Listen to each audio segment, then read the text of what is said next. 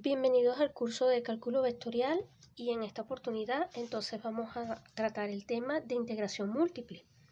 Es decir, vamos a extender las nociones de integrales de Riemann para funciones que están definidas. Supongamos que esté definida en un dominio que vamos a llamar omega de R2 en R. ¿Ok? Vamos a suponer entonces que la función f es continua. ¿Ok? Y vamos a considerar omega un subconjunto de R2, como ya dije, que está formado por los puntos x, y, tales que x es menor o igual que b y mayor o igual que a, y el segundo parámetro es, vamos a suponer que sea mayor que un cierto valor c y menor que b. Es decir, omega en este caso, para comenzar el desarrollo de nuestra teoría, no va a ser otra cosa que un rectángulo en el plano R2. ¿Ok? Entonces, lo primero que vamos a hacer es establecer lo que es una partición en un conjunto de este tipo. Y una partición es muy sencillo, ¿no? Vamos a considerar o vamos a construir en omega una partición, repito, regular de orden n, donde n es un parámetro en los naturales fijo y arbitrario. Para hacer esto, entonces vamos a considerar, como tenemos nuestro subconjunto omega, que es un rectángulo, pongámoslo que esté aquí, esto sea A, esto sea B, este extremo de acá es C y este otro extremo es D. La idea entonces es cubrir nuestro conjunto por una mallita en donde vamos a considerar rectángulos más chiquiticos.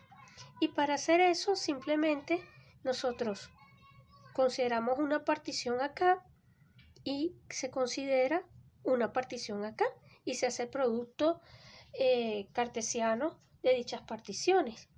Entonces la idea es tomar una partición de puntos, considerar puntos XJ pertenecientes al intervalo AB y considerar puntos Y sub, vamos a denotarlos Y sub K pertenecientes al intervalo CD, tales que A es igual a X sub 0 menor que X1 y así sucesivamente hasta llegar a Xn, que es igual a B, y C es igual a Y0 menor que Y sub 1 hasta llegar a Y sub, vamos a decir Y sub M igual a D.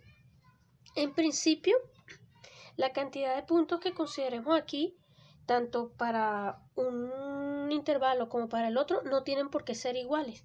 O sea, podemos pedir que J varíe desde 1 hasta N y que K varíe desde 1 hasta M, donde N y M son dos parámetros naturales. Pero para simplificar nuestros casos y nuestro estudio, vamos a considerar, y esto no le va a restar generalidad a nuestro problema, o a nuestro proceso, vamos a pedir que tengan la misma cantidad de puntos. Y vamos a suponer entonces que estos dos parámetros, o sea, que fijamos el n, que va a ser en los naturales, que va a ser la resolución de nuestra malla, y vamos a pedir que entonces se cumpla esto. ¿Ok? Si queremos que la partición sea canónica, es decir, si nosotros queremos subdividir este rectángulo en cuadraditos iguales, en porciones iguales, entonces lo que tenemos es que considerar que la longitud, por ejemplo, la distancia entre XJ más 1 menos XJ sea de la forma B menos A entre N para todo J variando desde 0 hasta N, y que la distancia entre los Y sub K más 1 menos Y sub K sea de la forma D menos C entre N. ¿Ok? Considerando esto, y entonces en muchos textos estas distancias de aquí las llaman, o estas diferencias las llaman delta sub nx, y esta de acá la vamos a denotar delta sub ni. ¿Ok? Estas distancias Este nos va a permitir entonces construir o considerar la medida o las sumas parciales. Entonces en lo sucesivo vamos a llamar I sub kj a los intervalos formados por el producto de xk más 1 por, ya se imaginan acá, y sub j, y sub j más 1. No importa los subíndices si tomamos k y j o j y k, y vamos a considerar c sub kj pertenecientes a cada intervalo I sub kj, parámetros fijos e arbitrarios. Lo importante es que sean puntos que estén dentro de mis intervalos. Para cada rectángulo, fijos y arbitrarios para cada rectángulo. O en este caso, los I sub kj, bueno, no tienen por qué ser iguales porque acuérdense que D menos C y B menos A, no sé cuánto valen estas cantidades. Pueden ser iguales, pueden ser distintas. Pero entonces para cada rectángulo, I sub kj, ¿ok? Entonces, con todo esto, estamos haciendo el mismo argumento que se realizó para introducir las sumas de Riemann, solo que aquí vamos a considerar las sumas de Riemann Sn de f como la suma desde k igual 0 hasta n-1, la suma desde j igual 0 hasta n-1 de f evaluado en esos puntos es f c sub kj por la medida de cada uno de los subintervalos, que como todos miden igual, los vamos a escribir de forma resumida así: delta sub n de x, delta sub n de y. Y entonces vamos, estos son las sumas parciales, insisto, de Riemann asociadas a f, ¿ok? Para la función f definida de omega en R, ¿ok? Y entonces, ya una vez introducidas las sumas parciales de Riemann, sí podemos hablar de su límite y podemos introducir la definición de función integrable en este sentido. Diremos que f es integrable sobre omega, y entre paréntesis, esto lo podemos denotar así: f pertenece a L de omega, ¿ok? Si la sucesión es n de f, n variando desde 0 hasta infinito, si la sucesión converge a un valor finito, ¿ok? Se supone que este valor finito es un valor real, es un número real. Y en ese caso,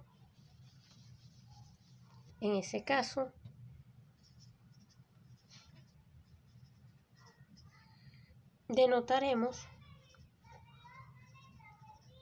ese límite mediante este símbolo.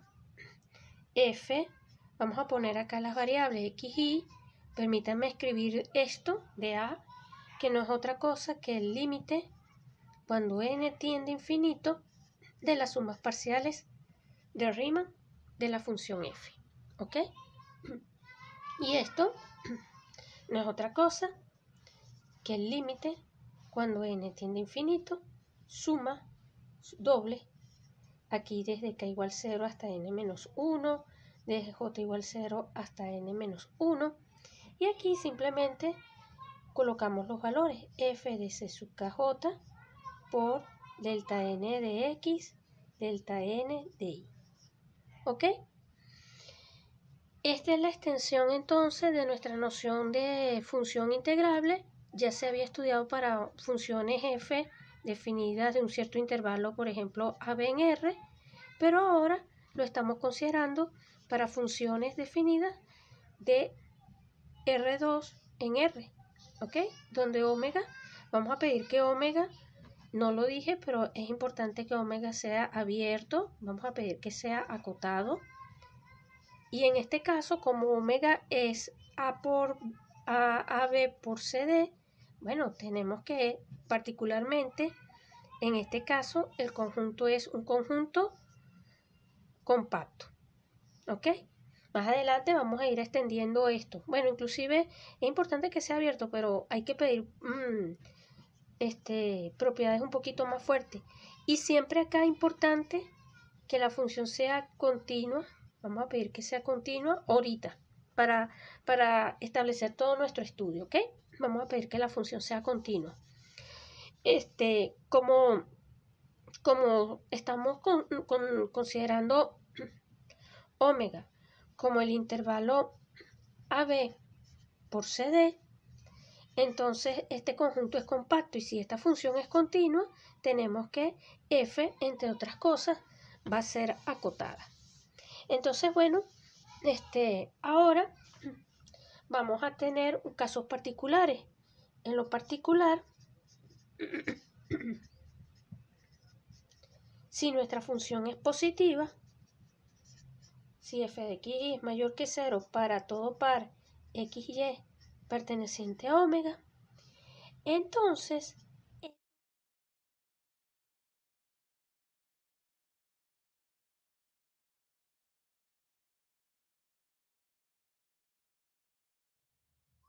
bueno, en realidad aquí lo que vamos a llamarlo BDS, pero BDS en realidad va a ser, imagínense, la función f de xy. Si hacemos la identificación z igual a f de xy, esto va a ser una superficie, pongámosle, ¿no? Y cuando miremos entonces el piso, pongámosle que el piso, mi dibujo es bien choreto, pero imagínense, hacen aquí una proyección, etcétera, y tienen este objeto, ¿ok? Este es mi piso, este es omega, este es el plano xy, por acá, xy, xy, esta es la variable z, aquí arriba, esta es mi superficie generada por esta identidad que está acá, ¿verdad? Esto me genera una superficie, una superficie, ¿ok? Y entonces S, vamos a llamarla S, y el volumen de S, que es todo esto, va a venir dado por esta integral. Eso es lo que quiero decir, ¿ok? Particularmente, ahora sí, si F es idénticamente igual a 1 para todo XY en omega, entonces vamos a obtener que esta integral de acá no va a ser otra cosa que el área de omega, ¿ok? O sea que esta integral va a representar, si fuese este el plano xy y este es mi conjunto omega en general, va a ser el área, ¿ok? Esto es cuando estamos hablando en general de cualquier omega, ¿ok? Me estoy adelantando un poco. Pero ahorita la definición la hemos construido y la hemos dado para omega de la forma AB por CD, ¿ok? Las sumas las hemos realizado allí, etc. Después vamos a ir generalizando un poco esto, ¿no? Entonces, el primer teorema es el siguiente. Si F es continua en omega, entonces F es Riemann integrable. Toda función continua es integrable, ¿ok? Ese es un primer resultado, ¿verdad? Que la demostración de esto, vamos a dar los pasos generales, no lo voy a hacer con detalle porque acuérdense que este es un curso de cálculo, pero voy a comentar brevemente la demostración. La demostración de esto es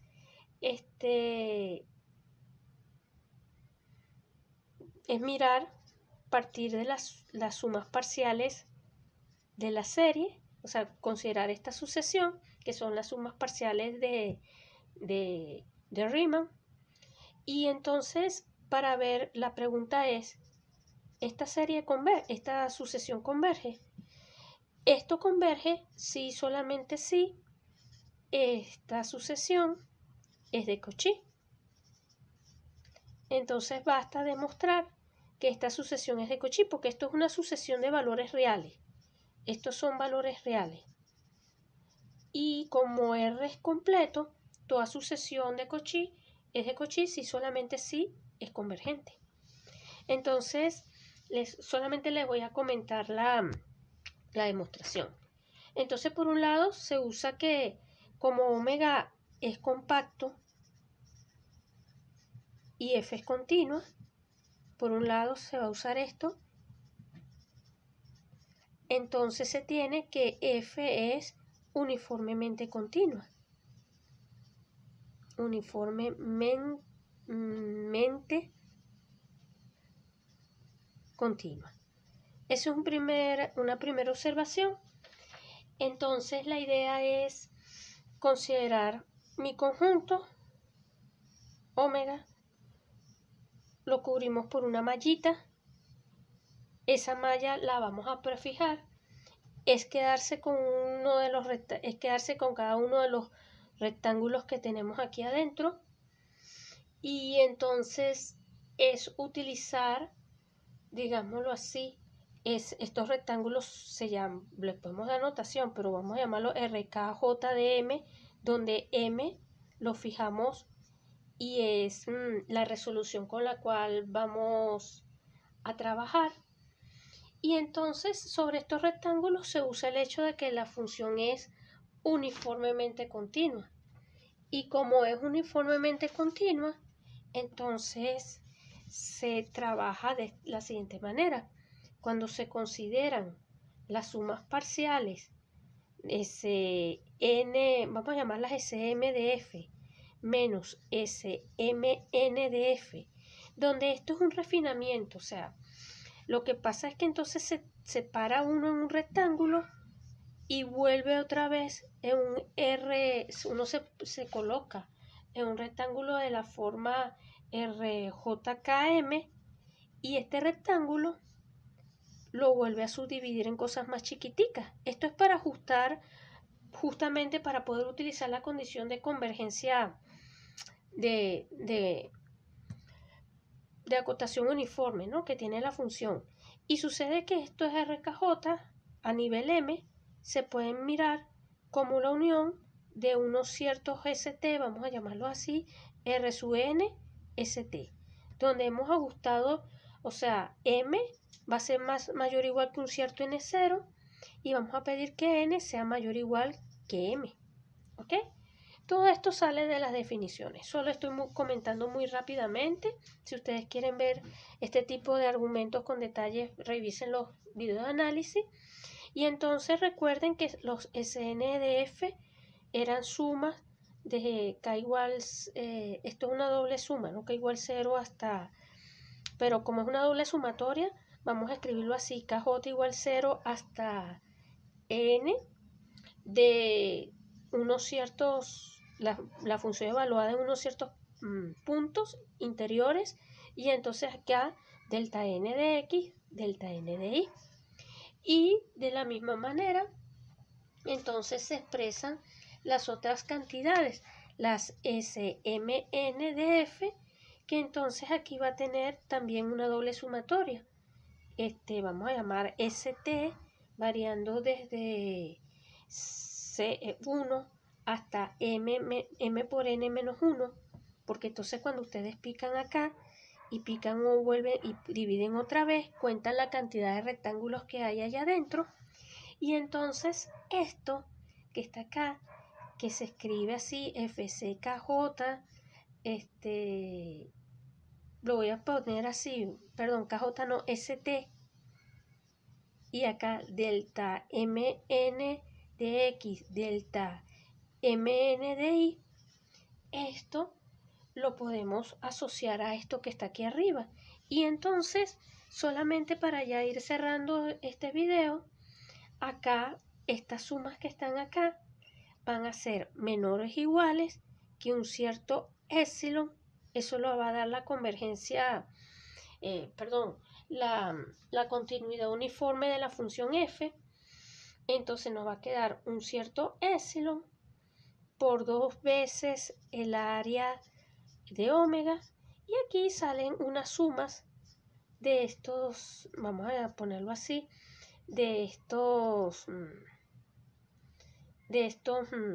intervalos o de estos rectángulos más chiquiticos, y esto va a ser igual a epsilon medio. Estoy omitiendo una cantidad de datos importantes, pero lo importante aquí entonces es que se concluye que esto es más chiquito que epsilon y por lo tanto esta sucesión es de Cauchy. ¿Ok? Con esto entonces se da sentido a lo que es una integral doble. Y entre las propiedades, y así para cerrar este primer video, entre las propiedades que podemos establecer es que la integral, y aquí voy a trabajar así, para que se sepa que es una integral doble.